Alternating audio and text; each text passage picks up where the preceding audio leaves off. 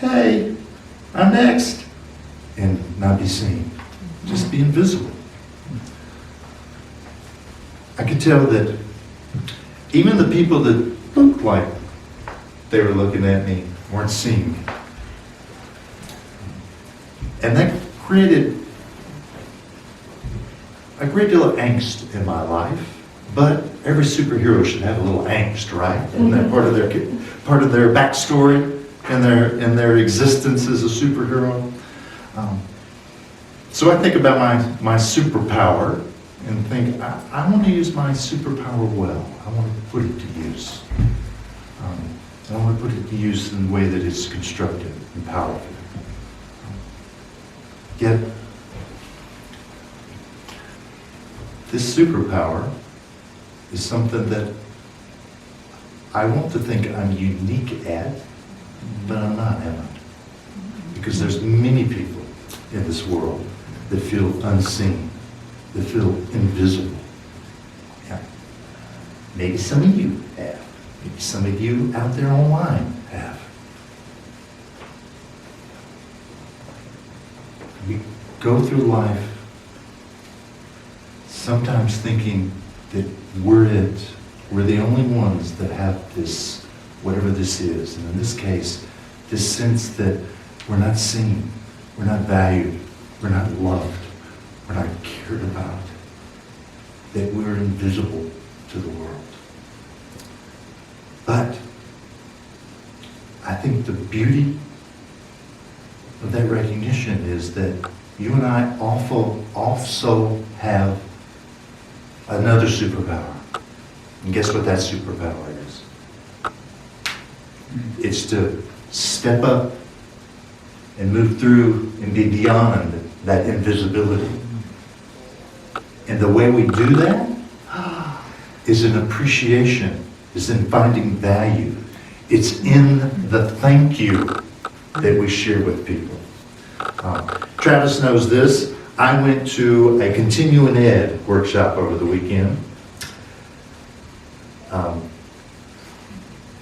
Tons of folks. We get fed a meal. We eat the same meal in our meeting room, so we have to bus our own tables and take our dishes out. And I pick up my dishes and my glass, and I'm going to go out and put it on the table where you can put your disposed of dishes. And there's nowhere to put it. So I'm standing there looking at it because, I know it's going to slide off and crash to the floor if I try to pile it up here on top of all these dishes. And all of a sudden, one of the workers there comes rushing over to me, and I do mean rushing, and grabs the plate and says, I got that for you. And in the surprise, because he came like a lightning bolt at me, but also in the appreciation that, the relief, I don't have to figure out what to do with this stuff. Right? I said, thank you. And he responded to me and went on his way. And what I noticed during my next breaks, during my times in which I would pass him as he continued to do his role there, he smiled at me. He made contact with me. Eye contact, can you believe it? Somebody want to make eye contact. Right? But he kept giving me this great smile. And I just felt better. I felt better because he was acting like he saw me. Wow. And he appreciated me. And I noticed something. I noticed I could see him interacting with other people there. And he was being polite and courteous with them, but I never saw that smile with them. And I never saw them thank him, in some ways even acknowledge him. So our superpower is in our ability to let people know that we find value in who they are, that we appreciate them, that we say thank you to them in our lives. There's a definition of thank you. It says, is a term used to express gratitude for an act of complete loveliness.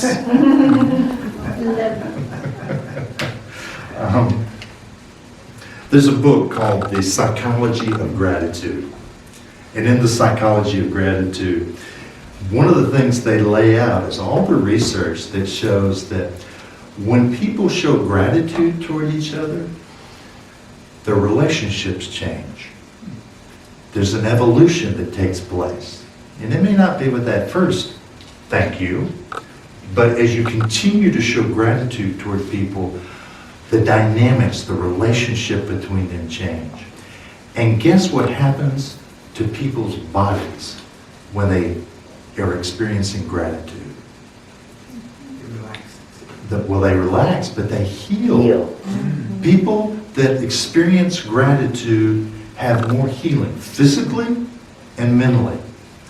So, using all those wonderful tests that they can use, they can track that and see that there's a physical change that happens to people when you show them appreciation, when you show them thank you.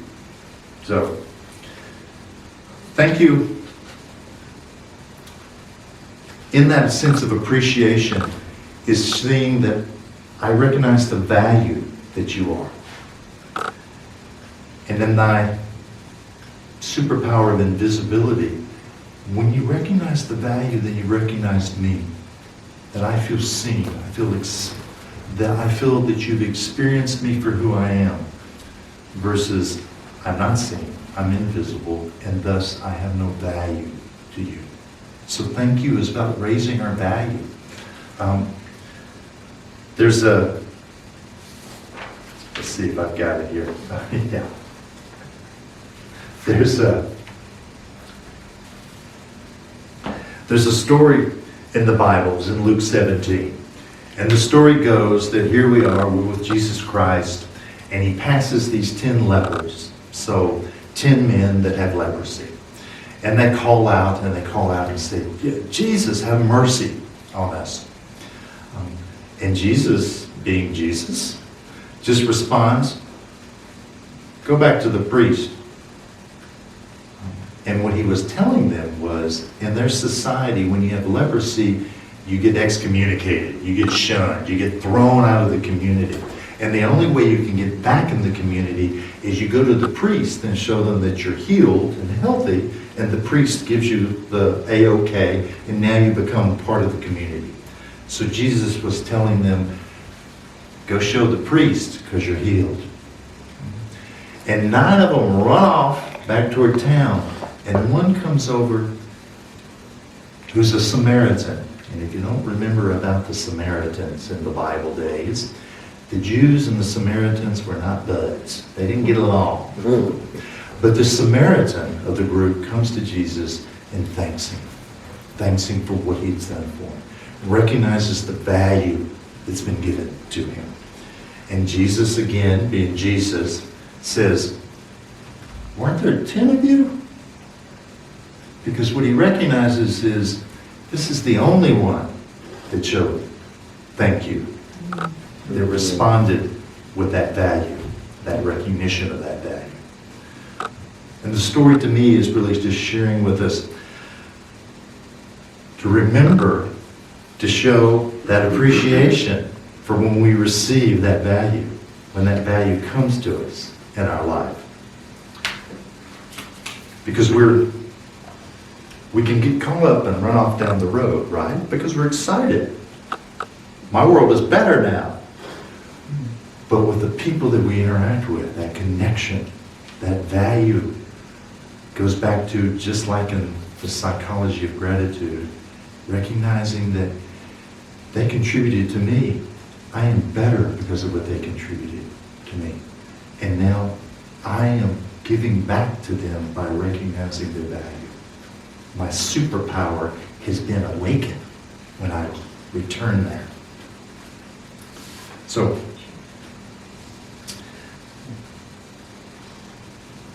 Charles Fillmore, the co-founder of Unity, he had a lot of things to say on gratitude, and some of them were a little hard to understand, just being in Charles's style. Sometimes he writes so perfectly, so clearly, and sometimes not so, which might have something to do with the reader, more than Charles. But he wrote something that I thought was so clear and so right on point. And that was, he wrote, gratitude is a great mind magnet. So what's a magnet? A magnet attracts. So what he's saying was that gratitude is a great mind magnet. What are you attracting with your mind magnet when you have gratitude? What does a magnet attract? What you're grateful for. What you're grateful for.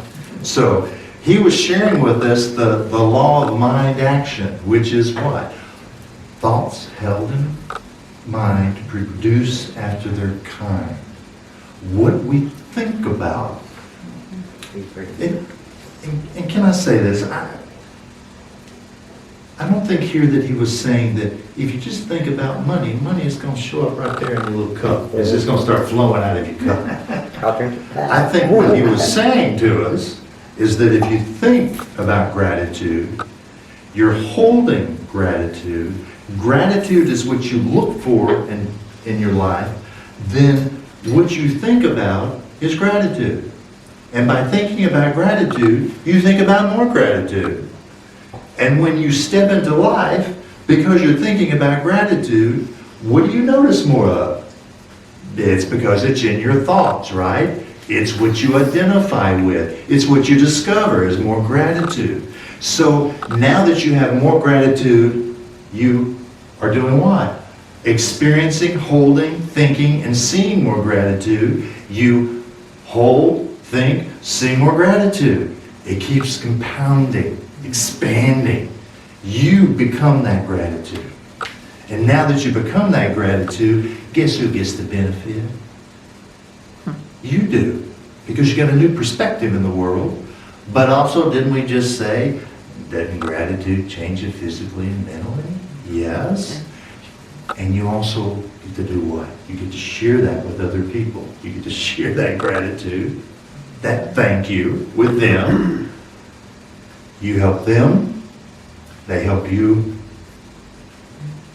And the world, from my definition, a little better because of that. But you know, also, this process isn't just about my relationship with others. This process is really about who I am as a divine being. Because let's see if I got it for you.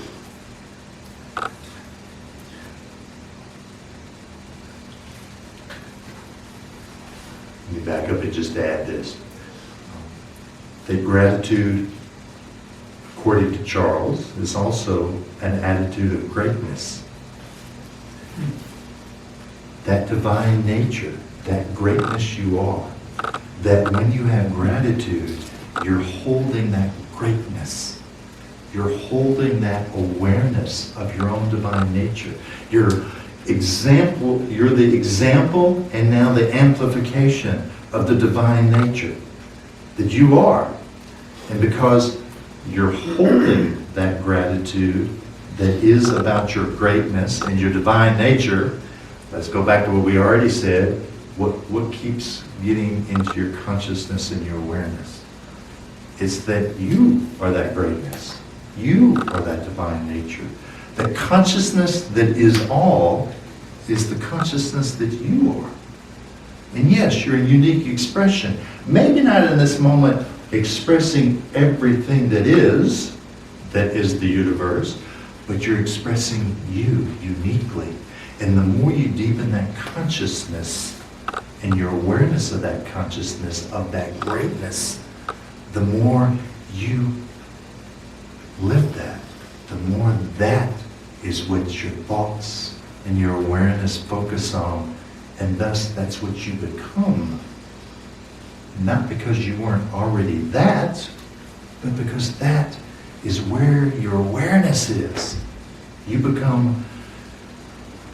like to fuse to that, and it becomes awareness within you. That does what? Does our awareness of who we are as a divine nature changes or not? Does it change us? If you say it doesn't change us because I'm already that, I would agree. But does it change me because the things that I'm struggling with, the strife that I have in life, the grief that I may be experiencing in my life, does it give me an awareness of what's underlying that? What's the truth of who I am underlying that? Does it or not? Does it? Yeah. Changes your perception. Changes your perception. Absolutely. Perception changes your consciousness. And well said, Reverend. Perception changes your consciousness as well. Yes. And that is contagious. And that's contagious. We are contagious folks. And not just, Not just pandemic. and not just pandemic. That is exactly right. So, how does this apply to Ho'oponopono when I say thank you? In that process, you do not have to do that process with someone that you have an issue with, meaning you have to go and stand with them and go through the process with them. Okay? You can do the process because it's about doing your own cleansing. Well, it's about you also recognizing that when you get to that thank you is, maybe I can't thank you because I think you've done me wrong. Okay? But in this process of me working on cleansing, I can thank you for the experience and the awareness that I have the power to change who I am. I can say thank you for that. I also can say thank you because that brings me back to the awareness of who I am, the perception of who I am. And who am I? Am I this wounded person? Maybe that's my experience, but that's not the truth of who I am. I am this divine nature, alive, flowing into the world, having this experience maybe so that I could feel the angst, so I could remember that, hey, I'm not just this angst. I am more than this. As we started with this prayer today, I am this strength. I am this power. I am this divine nature. I am God expressing because I am that. So Ho'oponopono is really about a process to bring us back into the awareness of who we are. And then that cleansing. Cleansing is to remove that which is our false perceptions about who we are. It gets it out of the way so I can see the light that shines here, and that is me. Because we're all that beautiful light, that beautiful, glorious being that we so often don't believe we are and don't experience. Yet Ho'oponopono is to help us in that process. Is it the only process that does that? No. Our prayer process does that. Our meditation, all those, our exercise, there's healing techniques. What Beverly does on Wednesday wellnesses, some of those techniques and the approaches that she teaches us, our healing circles, all that is about a cleansing process for us to reveal the truth of who we are. So with that, there's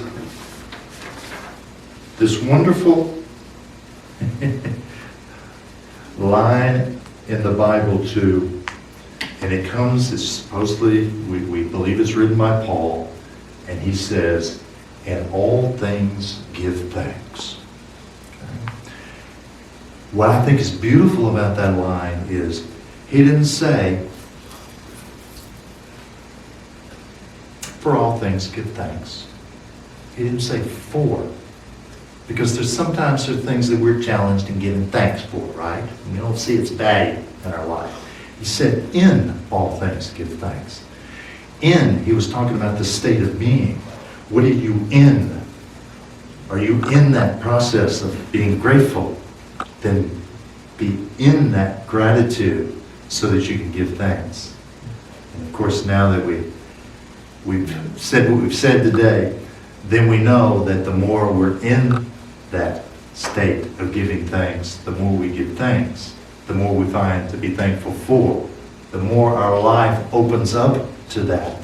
And then we become the source that moves into the world that finds more of that and creates the opportunities for that.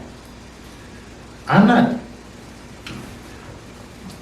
don't believe in little God sitting up there on his throne that has to give me stuff. Amen.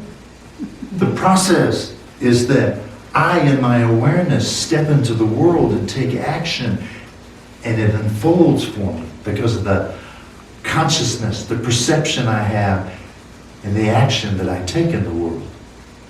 So if we want to see a world in which people know that they have value and worth and know they are appreciated, then we have to be appreciative.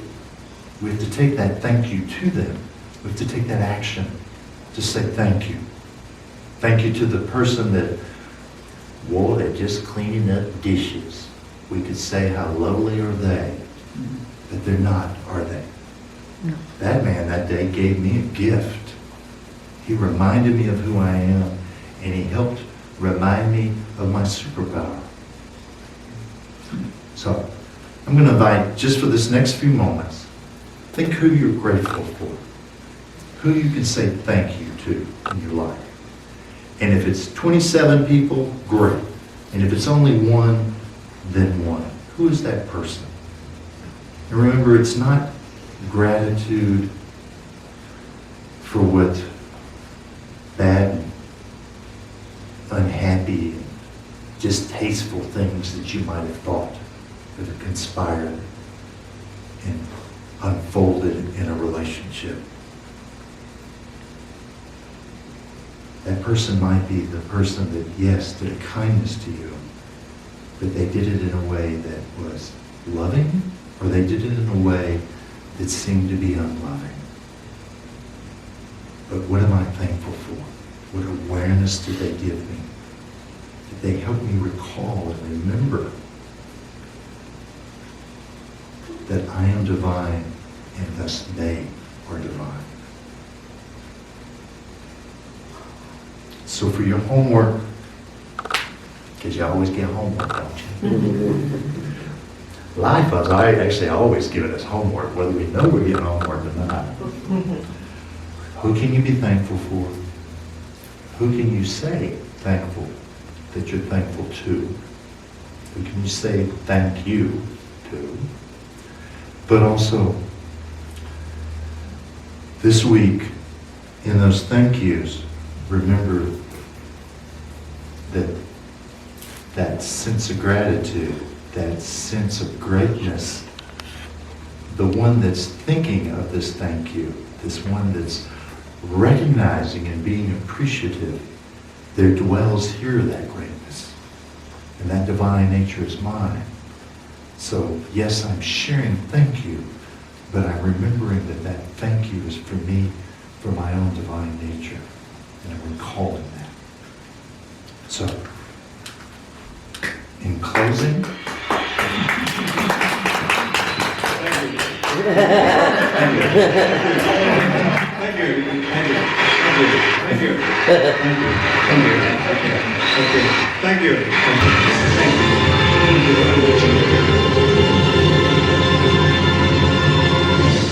and he finished with the cape action.